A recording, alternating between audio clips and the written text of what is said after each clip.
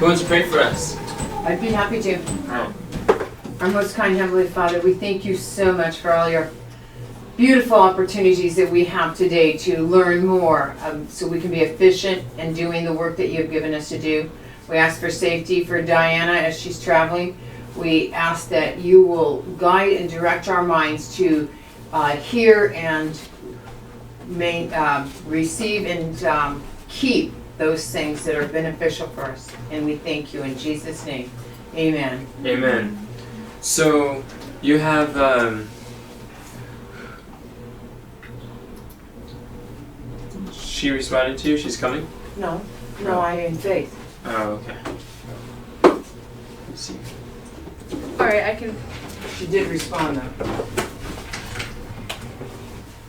Alright. Yeah, we're ready. Here you go, Sister Kathy, if you want to walk.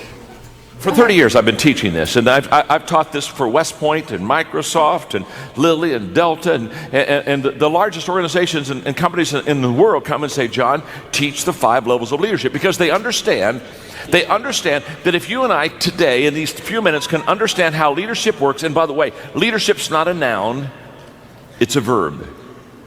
It's action, it's moving.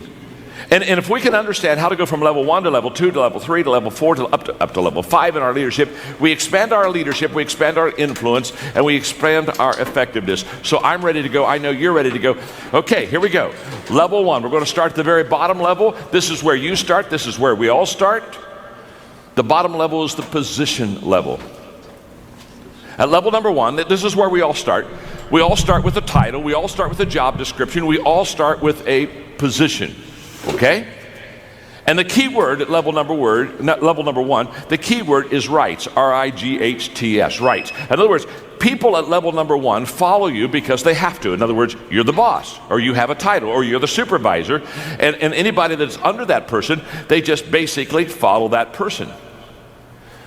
Now, this is the beginning of all of our leadership journey. We get a leadership position. In fact, people will come to me all the time. They'll say, John, I just became a leader last week. And when they tell me they became a leader last week, I know what they meant. They really didn't become a leader last week. What they really did is they got a leadership position last week. And by the way, the position doesn't make you a leader.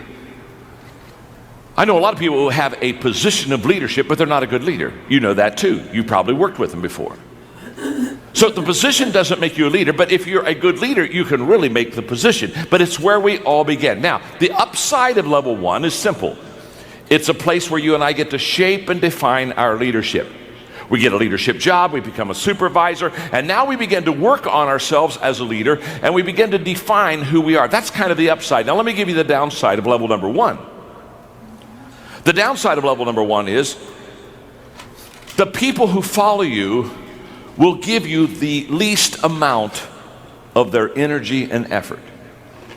In other words, if they're following you because they have to follow you, if they're following you because that's what they've got to do to get their paycheck, if they're following you because you have the position over them, if that's the case, they will always give you the very least of their time and of their ability and of their effort and of their mind. People don't like to have to follow people because they have to follow people. And this is a great mistake that people that have positional leadership make. They think, well, I've got the title, I've got the position, so now everybody will follow me. Well, they're following you, but they're only following you many times if you're not a good leader because they have to. It's the only way that they can get paid. Just think of this. Level number 1 is where you're going to get the very least of people's energy, effort, and mind. Let me tell you, I've seen it many times when I've gone to work with companies on leadership. You can always tell a level 1 leadership company or level number 1 leadership culture. You can always tell it because, let's say quitting time is at 5 o'clock. In level 1 positional type companies, if quitting time is at 5 o'clock, guess what? At 4:30, everybody is clearing the desk. Oh yeah, they're moving stuff out of the way because it's only 30 minutes until the highlight of their day. And so they're already starting the countdown. So they're clearing their desks because they want nothing to impede their progress when they leave the building. So they've got at 4:30 the desk starts getting cleared. At 4:45, they get away from the desk, and they go around, and they go to the different cubicles, and they're saying their goodbyes. And they're saying, boy, it was great to be with you today, and had a good time, and see you tomorrow. And they're doing all that kind of stuff because, again, at 5 o'clock, the big time, at 5 o'clock, they don't want to have to be encumbered by doing relationship stuff. They want to do that on company time. You understand that. At 4:50, they're going to the restroom. Of course. You want to be sure to pee on company time. Of course. So they're over there in the restaurant. They're just, okay, now they got that. At 4:55, they're back at their desk, and they're changing shoes. They're changing their shoes. They're getting on track shoes. They're getting on, they got to get something, because at 4:57, they are in a starting position. They are counting down. And at 5 o'clock, everybody's gone. I mean, you say, what do you mean everybody's gone? Everybody's gone. At 5 o'clock, they're all gone. I mean, you look around the office and they're gone. In fact, they're gone so fast, it startles you. And you run over to the window to look out in the parking lot, and you're totally shocked. All the cars are gone. And you ask yourself, how could people leave a building so fast without a fire drill? Let me explain. In positional companies, when people come and park in the morning, they're very careful how they park. They back their car. Yeah. They back their car in because they know at quitting time they want to be able to get a fast escape, because now they're on their time. And I can promise you, you show me a positional company, a positional culture, you show me leaders that are positional in their thinking, and I will promise you every time, not all the time, every time, those people will constantly wonder, why am I not getting the best out of my people? Well, you're not getting the best out of your people because the only reason that people are following you is because you got a title. And they're going to give you very little energy. Now, the good news is you don't have to stay at level number 1. You can go to level number 2. So let's go to level number 2 as quickly as we can. The first level is the positional level. The key word there is rights. I get certain rights, so you've got to follow me. Level number 2 is the permission level. And at the permission level, the key word is relationships. And at this level, people now begin to follow you because they want to. Now, there's a world of difference between following somebody because you have to and following somebody because you want to. Now, what happened between levels 1 and 2? Well, what's happened is you've connected with your people. You've not only connected with them, but relationally, they like you and you like them, and you've got to know each other. And so now in this work environment, they're not following you just because you are a supervisor. They're following you because you do have a position. You are a supervisor, but you are a supervisor that people like. And I'm always amazed. Aren't you amazed? I'm always amazed at people that have leadership positions or responsibilities, and they're not likable. Do you know what I mean? They're just not likable. People don't care for them. It's tough being in the people business and not having people like you. It's tough. In fact, sometimes I see them and I just want to sit down with them and say, my name is John and I'm your friend. And I just want you to know, people don't like you. As if they don't know. How many, oh come on, let's just have some fun. How many of you have ever had somebody how many of you ever had somebody you worked for that you just didn't like? And no, wait, that was close. Let me qualify this for you. Not in your present job situation. You understand? No. I know that is not happening where you are now. You are happy. But how many of you in another job at another time on another planet? Come on. All right, come on. How many of you ever had somebody you had to follow and they just weren't like, let's see the hands. Come on, let's get those hands. Absolutely. All right, there you are. All right, let me ask the real question. How many of you are seating beside that person right now?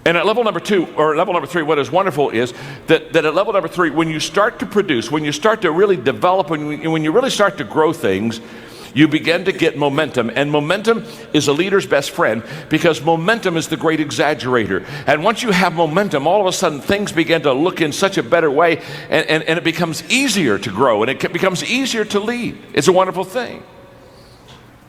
In fact, level number 3 is where a lot of the problem solving is taken care of.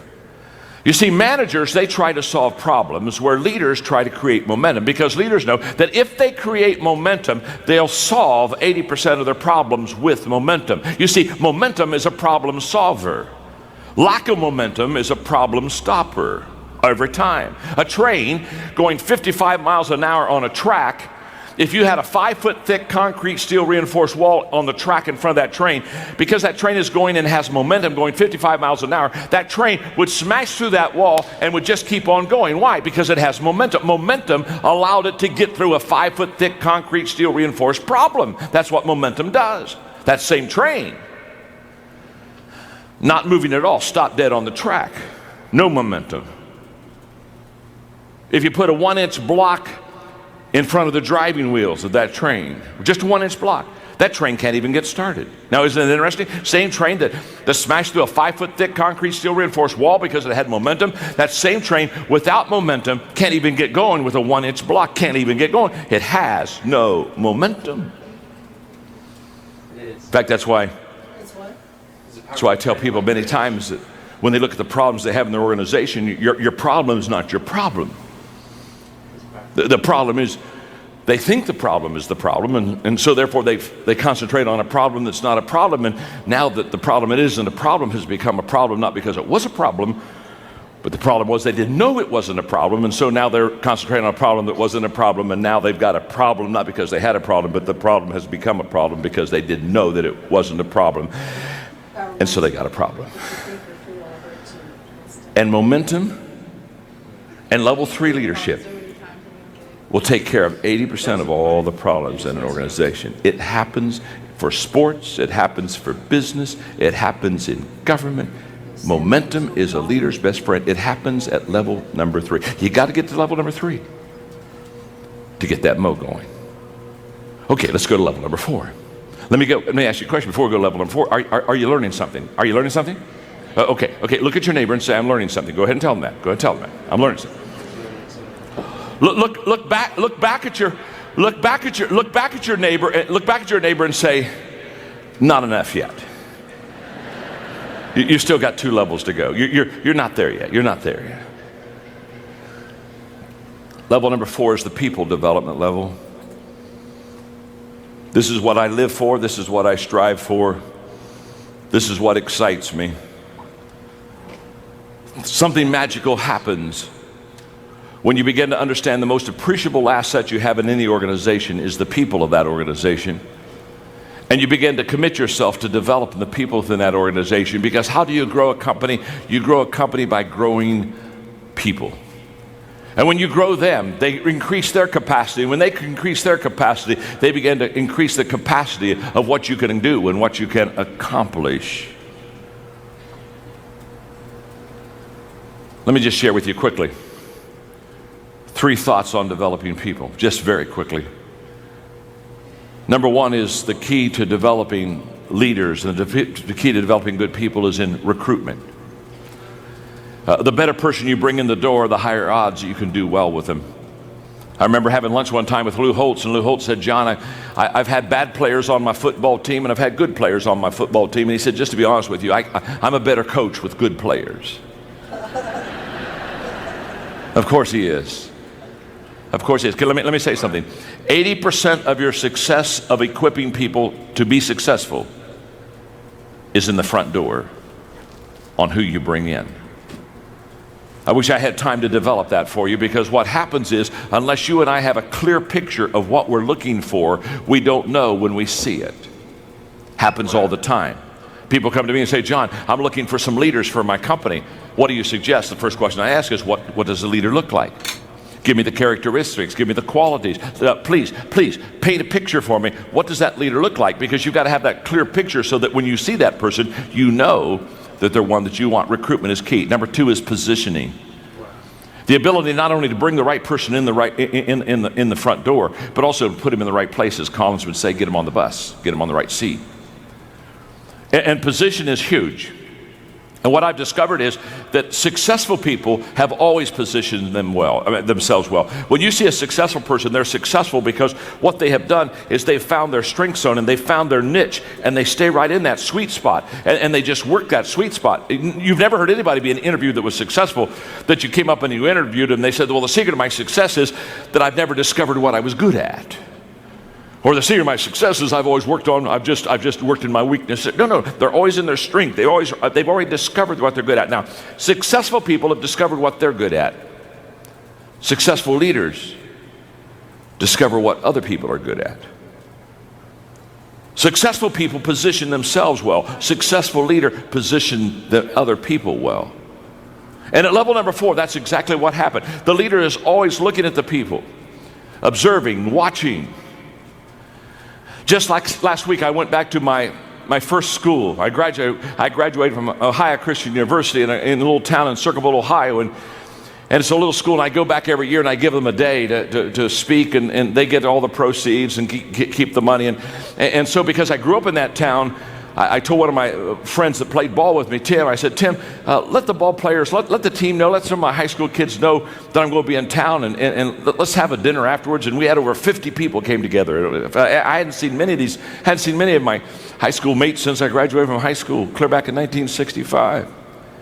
And we had a wonderful time. We laughed and talked and told stories for 2 hours, and Coach Neff, our basketball coach, he came back. I hadn't seen him for years. And when I saw him, I thought of myself, and I thought of back in those scrimmages in basketball, because the first scrimmage every year, Coach Neff would take the first team, and he'd say, now I'm going to let you play the second team, but there's one condition. The first team is not going to play their position. And he'd take Doug Roth, who was 6'8", and put him out at point guard. I remember he stuck me one year under center, and he put all the first team players out of position on offense. But he let the second team play in their position. And the second team always beat us in the scrimmage. Why'd they always beat us? Because, and then he would stop and he'd say, let me just explain something to you. No matter how talented you are, if you're out of position, you'll never reach your potential. What was Coach Neff teaching us? He was coaching us, and he was teaching us that it's key to get positionally correct. And it's also, as a leader, key to get your people in the right position. And at level number 4, that's what happens. At level number 4, you recruit well, you position well, and then you equip well. Now you take them and say, okay, I understand what their strength zone is. I understand what their giftedness is. Now I'm going to equip them. I'm going to come alongside of them, and I'm going to develop them, and I'm going to train them. And I use a very simple, for many, many years, a simple 5-step equipping process. It really works. Step 1, I do it. It's that simple. You can't teach somebody what you can't do yourself. We may teach what we know, but we reproduce what we are. So if you're going to reproduce yourself, you got to be it yourself. So the first step is I do it. Step 2 is I do it, and you're with me. I take you with me. Now we're going to spend time together. I'm going to be your mentor. I'm going to be your coach. You're going to watch me. You're going to observe me. You're going to see me in different situations. We're going to make sure that it works. We're going to make sure you're going to be able to ask me questions. Step 3 is now we turn it, and I hand the ball off to you. Now on step 3, you do it. You do it, and I'm with you. Now I'm watching you, and I'm tweaking you, and I'm helping you to get better, and I'm just really fine tuning you. Step 4 is you do it. You just do it. You don't need me anymore. You know how to do it. You do it, and you do it well. And many times people think that equipping stops at step 4, but it doesn't. There's one more step that's absolutely essential. Step 5 is you do it and somebody's with you. You've never really trained and equipped somebody until they can multiply themselves. That's where all compounding is. That's where all compounding of time, money, influence, the whole process. Compounding begins when you can train somebody who has trained somebody. I know that well because 14 years ago, I started a nonprofit organization called Equip that is now the largest leadership organization in the world, and we've trained and equipped over 3 million people in 154 countries. And the key to that is we don't train anybody unless they make a commitment to train somebody else. It has to continue to go on. That's level number 4. It's a beautiful level to be on. It's the level where you develop people. Now there's one more level. That's level number 5, the pinnacle level. The pinnacle level, the key word there is respect. You've done it so well with so many for so long that people just absolutely follow you. They follow you because of who you are, the qualities you have in your life. They follow you because of what you have done. And there's a great amount of respect. And it takes a long time to get to level number 5. Most of us aren't there. All of us would probably like to be there, but it's a lifelong journey. And what I want you to understand about the 5 levels is that's exactly what leadership is. Leadership is an always ongoing, always learning, growing process.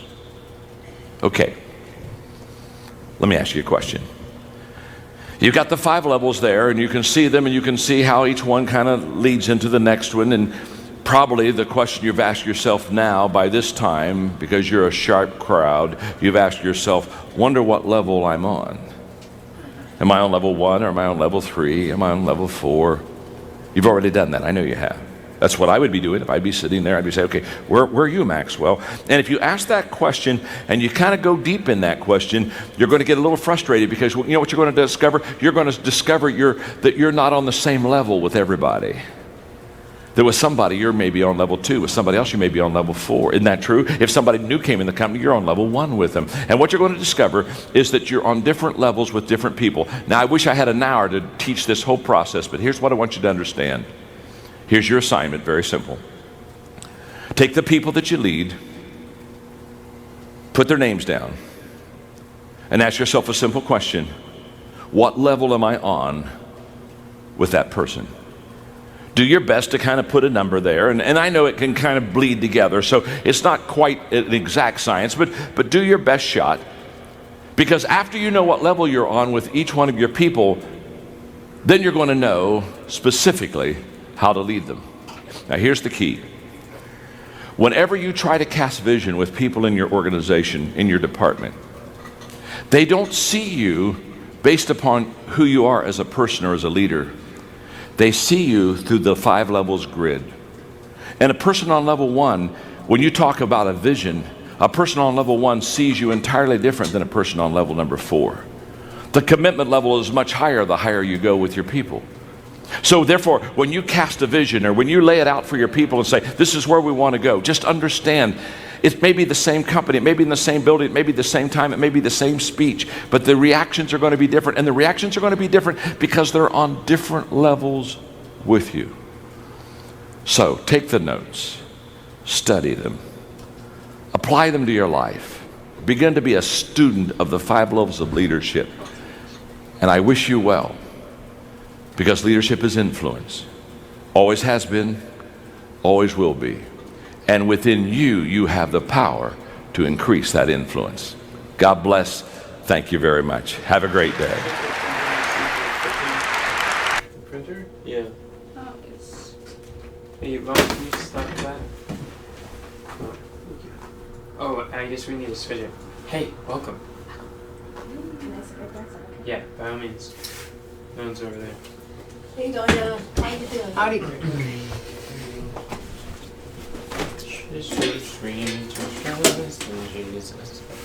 Check the printer. Yes, we finished the video when you wanted to. That's okay. That was on my okay. schedule for this morning to do at my house even.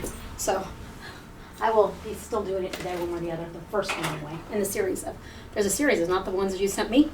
4 of them. Is that the Slightly same different. thing? No. Oh, But yeah, they're definitely good. Oh, it printed. Is it upside down? No. Okay. So then I need to print 2, 4, 6. Cool. Did that print back and front at the same time? Yes. Oh, that's nice. You guys must have prayed for me yesterday. We were praying. I'm telling you, the devil did not want me here. Wow. I got off the highway and I got right back on it, and there was a wreck right there. And then when I got to Pullman, there was a truck on fire right there, right in front of me. Oh, and no. then, this last night, I was almost attacked by a big dog, and I got beat up totally, and I'm like so sore I can barely even bend my body. Oh no. I'm like, Lord, thank you for watching over me. Could have been an ugly night last night. Wow. So thank you for your prayer. Praise the Lord. I didn't get bit by that big old, what do you call it, Rottweiler or whatever you want to call it, and he didn't tear my dog apart. I'm glad to hear That that. was a miracle. What happened to get him to turn away from you? I don't even know because I was already down on the ground. I'd already fallen. Yeah, so I don't know. The dog darted out of the guy's house, the lady's house, and my dog was there, and I just knew it was like the end, my friend. But it wasn't. Praise God. Praise the So Lord. thank you for your prayers. I'm alive and well. I'm glad you're alive and well. Praise God. Praise God, we serve a prayer hearing God. So I want to ask you all, what was an aha moment that really stood out to you? What was like something that clicked? Leadership is, it's deeper than I thought it was. What do you mean by that?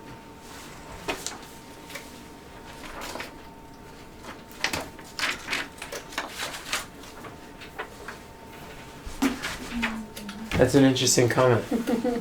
That's good. It's good to express these things. Yeah, you kind of apply yourself to the situation and you're like, oh, that's not that hard. That was one of the Seems key like things, applying yourself to the situation. Mm-hmm. What was one of the key things that she got? She was applying herself to this framework. Leadership is like relationships. Yes. I don't know if that's the right way. I noticed that you made like a aha noise when you said that. Aha. You're like, So, who remembers what the 5 levels were? I wrote him down. Wrote them down? Okay. There you go. Position is one. Position. Number 1 is position. Position. Does anyone remember number 2? I do. I have it written down. I don't Okay. can't say I remember it. What was number 2? Permission. Permission. Who else can give me number 3? Production. Not you, No. Mom. Production. Yeah, it is. Yeah, it is. Who else can give me number 4? I can. Comrade Tina, do you guys remember? I don't remember the word. Look, might start with a P, the way we're going. Position, permission. Diana's on a roll. Don't let her get further than you. Yeah. But here's what I would recommend. When we watch these, it's very extremely beneficial to take notes. Even if you don't look at the notes again, by you taking notes, you're going to remember a lot more than if you just like watch it. Because especially when you're talking about applying it, sometimes it's a matter of like soaking in and you're like, wow, this is like a change of paradigm shift of mind, renewing of the mind. But it's a good habit to get into. You'll learn more. People development. Yes. Good. You looked at Mom's notes. Yes. That's good. Praise God for notes. And what's the 5th one? Pinnacle. You got Very it. good. Is there 2 ends in that? Yeah, I think so. Okay, there is. Yeah. 2. All right, great. Now, what else was something that really stood out in your minds? What's that, Mom? I tell you, I care about people. I really do. I care about their feelings or what they're going through and stuff like that. But sometimes I don't. I don't really care.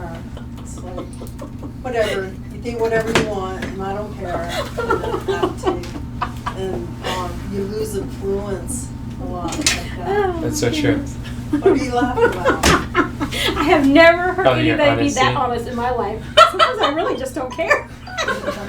Mom's a very transparent person. I love it. That's a good quality about her. Yeah, there you go. But I lose influence with people when I'm acting like that. Yeah. Well, that's good to recognize. I'm glad that was deeply impressed in your mind today. Is that your aha moment? That was my aha moment. That's good. Praise the Lord. Is this supposed to be funny because I It can't might help be it? so, huh? I can see how it could be funny. Yeah. So that's good.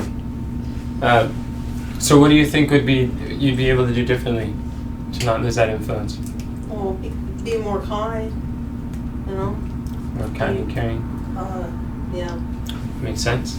And as much as you try, people's effort doesn't go very far, but prayer, God will give you that. It's a gift. Yeah, so true. So just So pray, true. He'll automatically do it. So you don't, because you can't on your own. It's impossible. Amen. You try all day long. That's right. Our love to our brethren won't grow if we don't love God.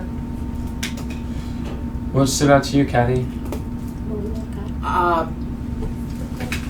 It's like I already knew, but I like the way he said it. It's who you are is who you attract, and then momentum is the way. Yeah, that It's stood out that to me. momentum. You mean who you are is who you attract? Exactly. Yeah. I have never heard this before. Which one? What do you put That's that under? that's number 3, projection. It's a law of magnitude where you're a magnet to, depending on what level you are, if you're a level 3 leader, you will only attract level 2 leaders. You will not, where you are is your lid, and the growth of the organization will go this far and no further. If this is where you are, the leaders that you attract are going to be up to that point. Oh, that makes sense. So because why would a level 5 leader want to follow a level 2 leader? Can't. Exactly. It doesn't make any Go sense. backwards. Exactly. So in our recruitment, in our leading of others, we need to grow ourselves in order to attract others to be able to increase the potential of people's lives. And Yes. I noticed when Sarah was young, I used to let her just climb on whatever she wanted to, it was okay, she's a baby. But then she grows up and she's still climbing all over whatever she wants to. And I was like, hey, wait a minute, that's not cool. Wait a second. And really until you get to that level, you're not gonna stop that. You're not gonna. And so the people that bringing it to business, the people that they can't be higher than you. If they go higher than you in understanding and they could come in a higher level, but they won't stay there very long. They'll be promoted or leave or something. So how like do you separate when the teaching out there is, because there is a teacher that says, if you want to be great, hang with great people. But if the great people won't come down to your level, then how are you going to hang out with the great people? Because look, birds of a great, feather flock together. great. You want to surround yourself with people that are much better than you, Yes. smarter than you, and things like that. Where people who are higher leaders, the only way for them to grow in leadership is to hang out, to be able to develop and strengthen others around you. That's right. That's So- part of growing too, is to teach somebody lower than you. Yeah. So That's actually how you grow, is by teaching somebody else. It's exactly. how you grow. And part of it too is knowing being effective in this world and successful is finding the strengths that we have and really keep ourselves in the position of our strength and really just doing what God has gifted us. It's working in our gifts, and when you are really gifted in an area and that's your strength, then someone else is working in their strength, and it's not competing but completing, and you're able to complete with each other because you have what they don't have, and you complement one another with other people. And another way that you can, this is something that I learned with the health food company was amazing, is that if you want to have a higher level leader work with you or join with you, you can do a 3-way. If you have a friend who's a higher level in their leadership, they can reach out to the person that you want to recruit, and they're able to talk with them. They'll be attracted to them, but as you're working together, everybody grows. So that was really eye-opening too. powerful. That was really powerful. That's how you could reach other leaders.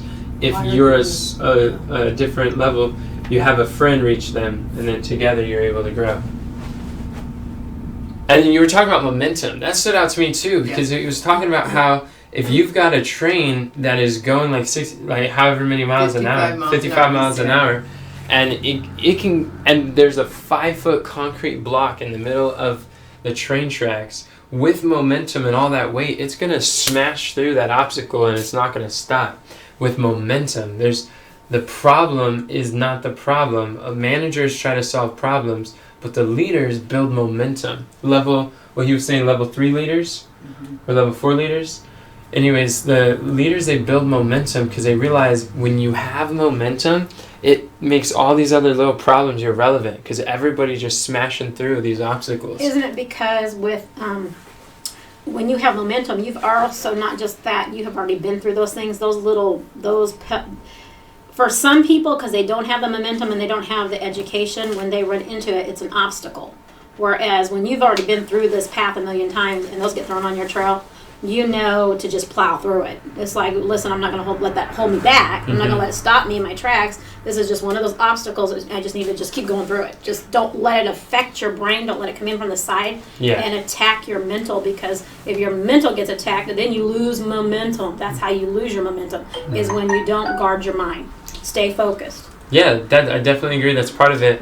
And also part of it too is that when you're around a culture of everybody just like making progress, moving forward, and just exceeding their goals and blasting through obstacles, then it's like, that's like the culture that's created. That's a direction we're all going, where you don't, if you come into a difficulty, it's really not that difficult, because everyone, it's like a tidal wave. You're just going through, and there's nothing that's going to stop. That's how momentum works. But if you take that same train and you put like a 1 inch or a cinder block, or a 1 foot cinder block, not foot. It was an inch. It was a 1 inch block. With that train being still and putting right up against a wheel, it won't be able to get started. It can't move. It's like, that's powerful. Yeah, Mom? And sometimes we're like, we're so free, we have such free time, or free, able to think and stuff like that, that we take something that's really not a problem, but we like examine it and spend time on it and slow us down and all that. Yeah, it's true. And whereas if we have momentum going, we would just like go right over that. So are you saying, like, for instance, take more time. You have that engine, a lot of times the engines are in the back of the train, not necessarily in the front. Yeah. There's two different types, I guess, but they do different jobs. Right. But the thing about it is so each person that's linked into this train, if they're coming with their gifts and they're still cultivating that same gift that's going on that same train of thought, and we're all coming together with our ability and our skills, that train is going to be pretty powerful. Yeah. It's going to be a rolling ball. Well. So as long as everybody doesn't just be pulling the route, I mean, if the motor has to keep pulling, it gets bogged down. So as long as everybody's taking on in their cart the things that they're supposed to be doing, That's right. There's going to be a lot of power. There's going to be a lot of force coming through. So we got to remember that. That's right. We all have to have the same goal. Yep. And Do cultivate our whatever's in mind.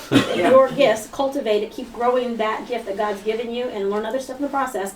But we need to really stay focused on that one goal and That's really right. work towards it. Amen. And set ourselves goals weekly Yes. to reach that goal, so that we can actually make this a stronger engine. We can just Amen. really plow through. Amen. Absolutely. No, that's good. That's true. It's relevant. Conrad, what stood out to you? Momentum. Momentum. I like that. Me too. The other thing is, one of the key aspects of leadership is not telling people what to do, but to find what their strengths are and put them in positions where they can use them and grow in that area. So true. That's Yeah, I thought Diana would like that. And I really enjoyed that too. So there's a lot that stood out to me. There was a lot from And that too. one of the things too that stood out to me is he was saying that 80% of your success in developing people, we're talking about level 4 now, is going to be on your who walks in the front doors. It's in the recruitment. If you recruit better leaders, you're going to have a much higher chance of developing better leaders, because the coaching that it was kind of funny, he was talking about the football coach who, he's like, I've coached some really bad players and I've coached some really good players. I'm a much better coach when I'm coaching good players. Well, and Enoch, there's a key here to me. What I'm hearing, what he's saying is really a good key. Yeah. And the second is when you have a leader, it's important for them to, what you have been doing, I've been watching, you've been looking at the gifts of each person, and then you're also giving them information that they can go and study with their gift, which is going to make them a better player for the whole event, or the whole thing. Exactly. And that's the part that's important too. So if you don't have the best, but you already see the potential, it's good to get that information to whoever ministry you're in, and get that information to them so they can really expound where they're really strong at. They'll pick it up so much faster than the average person. They'll And they'll grow a lot quicker too. It's overnight. It's interesting you It's say giant. that, because he said that there's these 3 ways to develop people, and it was exactly what you're saying. Is number 1 is recruitment, and number 2 is positioning, and number 3 is equipping. And it's exactly what you were talking about. That was my question. I didn't get that third one. Yeah, it was equipping. Equipping. I really thought that was amazing. He talked about the C1, Do 1, Teach 1, but he had 2 others, which I really like that. And he said that in that organization that he created, the nonprofit for developing leaders, he says, we refuse to train anyone that does not make a commitment or sign a commitment that they're going to take this training and train other people. I agree. I was like, wow, that's profound. It is. Well, even with the agreement, it has to go one step past that. It really does. It has to have follow-up. Because follow-up keeps everybody on target. The accountability. Because if you don't do that, people do lose sight, and I don't care what kind of contract you have, because people don't even keep marriages. Our promises are like ropes of sand. Yeah, it just falls through. But when people hold you accountable, and because that builds integrity, and it teaches, you're training them to have integrity too. When you hold them accountable, it's integrity, and they respect, then in return, they learn how to hold accountable. So that'd be 6 steps. That's interesting. I'm sorry, what did you say on the people development? We said recruiting, equipping. Recruiting, positioning. 3 is equipping. Yeah. Can you grab the other pages? That's pretty good. Yeah, I thought it was popular. Right. It's a good video. Yeah. And I got those first 2 and then couldn't get the last one. So I was going to ask what that third position the equipping was one of my That favorites. makes sense. I love that. You're good at that. Okay. Right. Positioning. Very good. Mm-hmm. Do you have another comment, Tina? You just I'm just resting my hands. It doesn't look very restful. Sounds good. Yes, can you pass those out to people? And the company grows by growing people. Yeah, the only way for the company to grow is by growing the people, like true growth. So this is a self-assessment that, did anyone, I want to see how many by a show of hands were wondering, what level am I as you're listening to this? So, That's all of us. normal. No, that's I good. want to apply it to my own life. So let's apply it. And I was saying, what level is he? What level is she? What level is... I ran into the problem. I think I took this not too long ago, and the thing I ran into, it's very hard for me to separate my personal person from ministry. It's like, are they talking ministry-wise or are they talking about person-wise? Because, it's so weird. It's because you would think they're the same, but some people, there's a lady that rents from their apartments, and I think she's a nurse. She drives a nice car, everything looks orderly. She looks like she has her act together. Her kids seem like they're together. You walk in her house, we had to evict her. It was like, dude, people cannot live like this. This is like the worst environment I've ever seen in my entire life. But on the outside, man, she has her stuff together. And at work, she probably has her stuff together. Yeah. Mm-hmm. But at home, whoa. Yeah. It's a nightmare. It is the worst nightmare I've ever seen. He did mention that they are...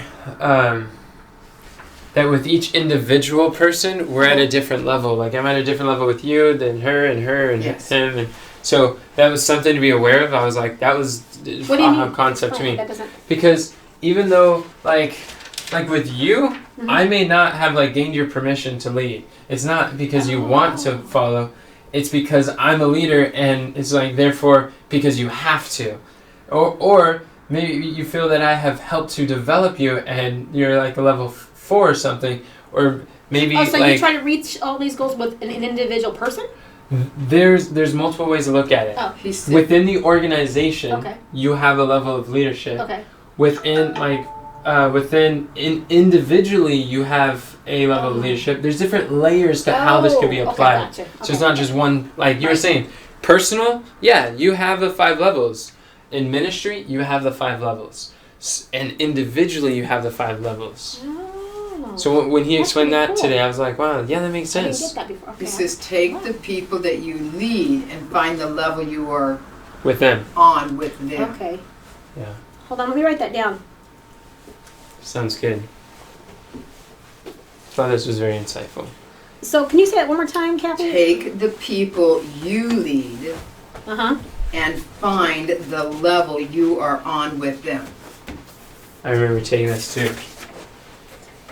But I wonder if I learned something since a year ago.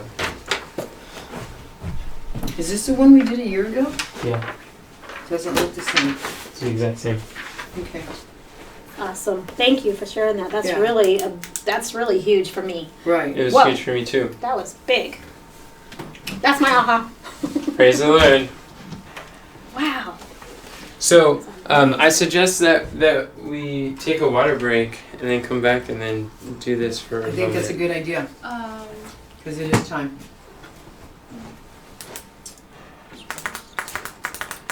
And my water's out. It's gonna be a long time. I'm still Back to back hooked. stuff. Can I get a glass of water from you? I looked for one before I came down here and I couldn't find the No glass. problem. Oh, okay. I'll come up and get it. Oh, And I'll not come a right problem. back down because I'm ready. I'm good. Just have some water. I I wanna was get supposed to water, too. before the video. Yeah. Should I just not do it? You can do that later. That'll be here in the video one. You could fill that out later. That's not something you're likely to procrastinate. If people find it easy to work with me, Just go by what you think. Pray about it and think about it. There's actually a different step where you get to interview people and go through these things. That's another page that would be nice to print, but I didn't print it because it's 16 pages. I would just do this one later and get ready. Take a break, walk around, pray, think about what you're going to say. Just go through it and get your nerves going, set up the computer, you'll be all ready to go. are you going to stop recording? Yeah, I'll stop recording. Thanks for joining us. If you want to fill out, hold on, let me try this. Does this work? Yep. If you want to fill out the 5 levels of leadership, Google 5 levels of leadership assessment. There's a 2-page PDF that we just printed. We're going to go through, and here's the instructions. You have to hit yes for every single piece in that level of leadership before you pass on to the next one. If you did not hit yes on all of them, then you still have to work, and that's if you hit no on some of those boxes, that's what level of leader you are. Thank you for joining us as we are seeking to develop in our leadership experience.